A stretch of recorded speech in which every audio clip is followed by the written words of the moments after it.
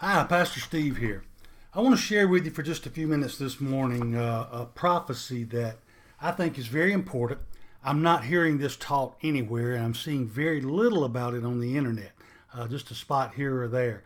But I think this prophecy is very important because it gives us a great idea of where we are on God's timeline. And it shows us that things are happening right now that are going to play a major role and have a major impact in the last days. So I want you to look with me today at Isaiah chapter 19. Isaiah chapter 19 is a prophecy against Egypt, or a prophecy toward Egypt. It starts out the burden against Egypt, which means this is what's going to happen to you for a reason. And it says, "Behold, the Lord rides on a swift cloud, and will come into Egypt. The idols of Egypt will totter at his presence, and the heart of Egypt will melt in its midst." Now, I said this is an important prophecy because it gives us an idea of the timing and where we are. I want you to look here at one phrase. The Lord rides on a swift cloud. That phrase is a Christ return motif. Now, what I mean by that is simply this. That phrase is used in other places in Scripture in determining and showing that the time of Christ's return. For instance, Matthew chapter 24, Jesus used it of himself. Daniel chapter 7, Daniel used it in a prophecy of the Messiah's return. So we know now that this thing is going to be about Egypt, and it's going to be about the time of the return of Christ. Now look at verse 2. "I will set Egyptians against Egyptians. Everyone will fight against his brother, and everyone against his neighbor. City against city, kingdom against kingdom. And the spirit of Egypt will fail in its midst. I'll destroy their counsel, and they will consult the idols and the charmers, the mediums and the sorcerers." Now, back at verse 2. "I'll set Egyptians against Egyptians. Neighbor, neighbor, city, city, kingdom, kingdom." That's a civil war. And what most people don't realize, because the news doesn't cover this anymore, is that the nation of Egypt right now is greatly divided. You'll remember back in 2010, 2011, we had what was called the Arab Spring. And in the Arab Spring, Egypt was one of the nations. The people rose up. They overthrew a long-time dictatorship, and they elected a new government. The new government they elected, unfortunately, was Muslim Brotherhood, and it didn't go very well. So after about a year, they once again took to the streets, and more than 30 million people took to the streets of Cairo and overthrew this Muslim Brotherhood government.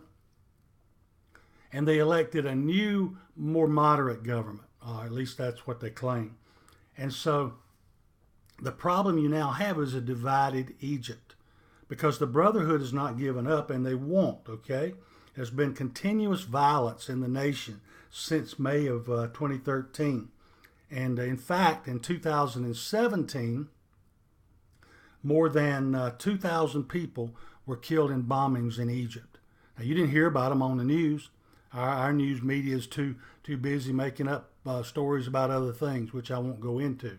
But in Egypt, there's continuous violence, and it's Christian against Muslim. It's Christian. There's no rhyme or reason. It's just divided, and they are on the verge of a full-fledged civil war. It could happen at any day and at any time. So these first verses are predicting this civil war, and we are just about there. We're on the verge of that in Egypt. Now, I'm going to skip verse 4. I'm going to come back to it in a few minutes, and you'll see why when I do. But let's move down now to verse 5. "The waters will fail from the sea, and the river." Now, anytime you mention river in Egypt, it's the Nile. The Nile is the lifeblood of Egypt. "And the river will be wasted and dried up." Whoa, wait a minute. How can the Nile River dry up? It's been there for thousands of years. It's been the life of Egypt. "The rivers will turn foul. The brooks of defense will be emptied and dried up. The reeds and rushes will wither. The papyrus reeds by the river, by the mouth of the river, and everything sown by the river will wither, be driven away, and be no more." Now here's what happens with the Nile. For centuries, every year in the spring, the Nile River would flood. And it would bring all of this silt down all the way from the highlands of Ethiopia, and this silt would come down the river. It would flood out onto the banks. It would deposit this silt, and then when the waters receded, it would leave this silt on the banks. This stuff's like natural fertilizer. It made the banks in the Nile Delta very, very fertile.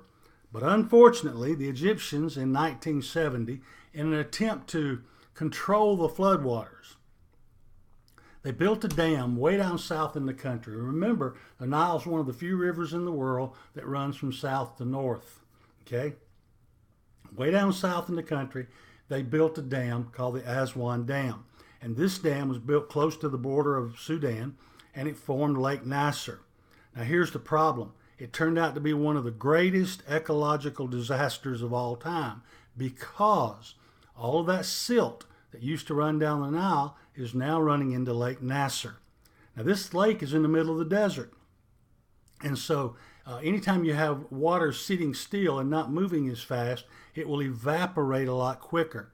So the water in Lake Nasser was evaporating quicker than it would have out of the river. Put this silt in the lake, and the lake becomes more shallow. The water gets warmer. The evaporation increases.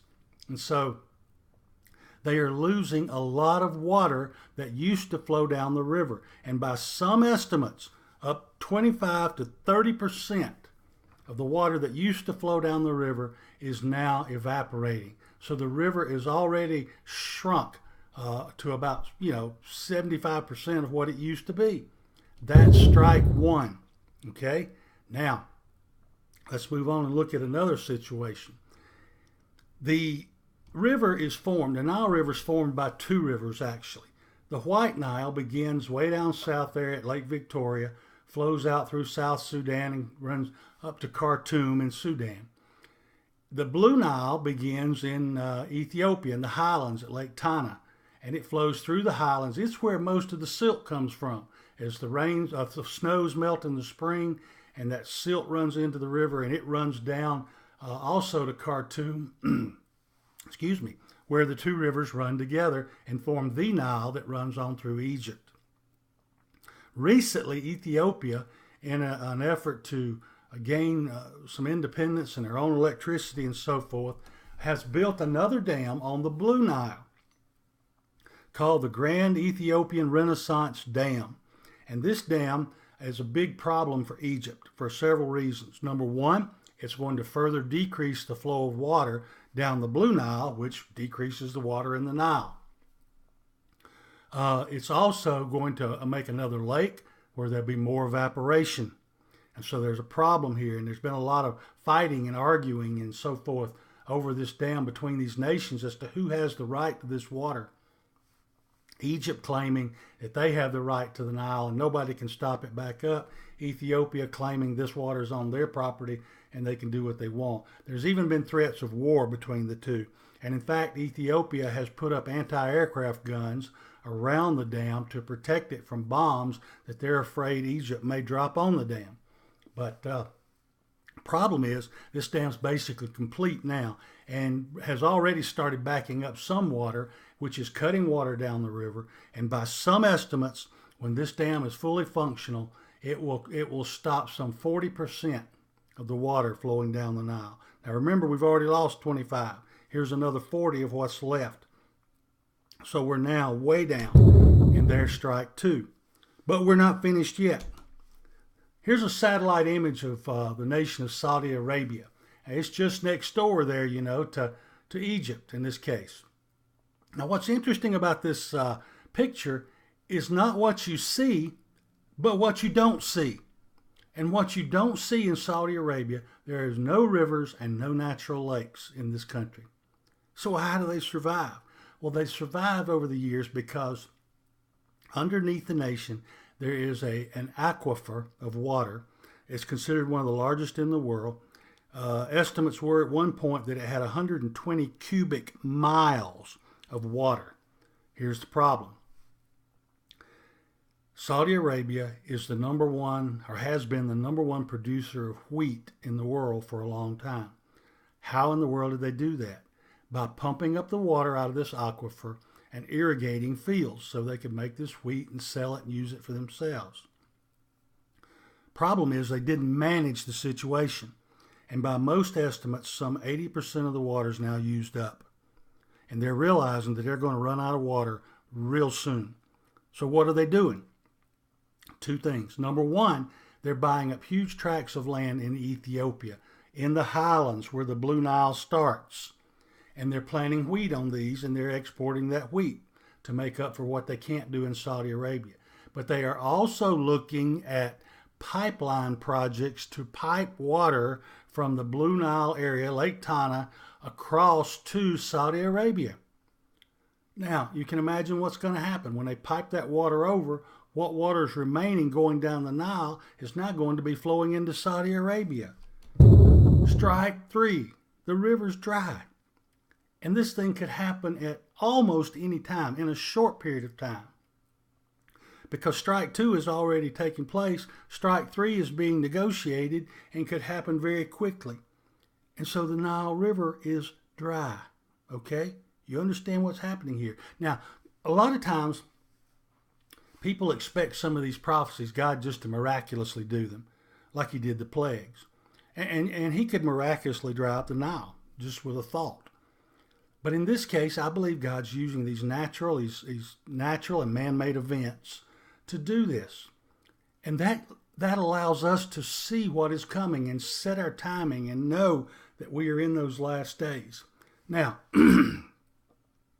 with the Nile River dry, I want you to look at what happens in verse 8. The fishermen also will mourn. All those will lament who cast hooks into the river, and they will languish who spread nets on the waters. The Nile River is the lifeblood of Egypt. Many people fish that river just to survive, but there'll be no water, no fish. The people who fish are going to lament. And look at the next line. Moreover, those who work in fine flax and those who weave fine fabric will be ashamed. Now I know that you like sleeping on your Egyptian cotton sheets, but there'll be no more Egyptian cotton because it's the water of the Nile that they use to irrigate those cotton fields to grow that Egyptian cotton. So it'll be gone, and its foundations will be broken. All who make wages will be troubled of soul. In other words, there'll be no income. Everyone will be unemployed. Everybody will be hungry, be starving. Skip down to verse 15. Neither will there be any work for Egypt, which the head or tail, palm branch or bulrush may do. Egypt's economy will be decimated. It'll be gone. Egypt already runs on American welfare and the other Arab nations as well. And it's the most populated Arab nation in the world, some 95 million people. And when the Nile dries up, the nation will literally be destroyed. God is going to bring his righteous judgment upon this nation, which has been a thorn in the flesh of his people Israel for so many years. And it's going to happen at the end times, as we saw in verse 1. Now, let's go back to verse 4. I promised you we would. And the Egyptians I will give into the hand of a cruel master, and a fierce king will rule over them, says the Lord of hosts. Who is this cruel master? Who is this fierce king? That phrase there, given to the hand of, is a phrase that's often used when God brings judgment on a nation, and he does it by using an outside army, an outside nation to do so. Similar phrases were used when he allowed Babylon to come into Judah, when he allowed Assyria to go into Israel and bring about judgment on his people there. And so he's going to allow this outside king, this outside ruler, to come in and basically conquer Egypt. That is going to be the Antichrist. You say, well, Steve, how do you know that? Well, I'm glad you asked. Look over at Daniel chapter 11, verse 42. These verses are talking about the Antichrist. And in these verses he says, he shall stretch out his hand against the countries, and the land of Egypt shall not escape. He shall have power over the treasures of gold and silver, and over all the precious things of Egypt. Also the Libyans and Ethiopians shall follow at his heels. The Antichrist is going to reach out his hand. You remember that verse earlier said, given to the hand of. You remember that? Here it says he's going to reach out his hand and he's going to take Egypt. And he's going to plunder Egypt. And he's going to rule over them and conquer them. It's not going to be a good time for Egypt.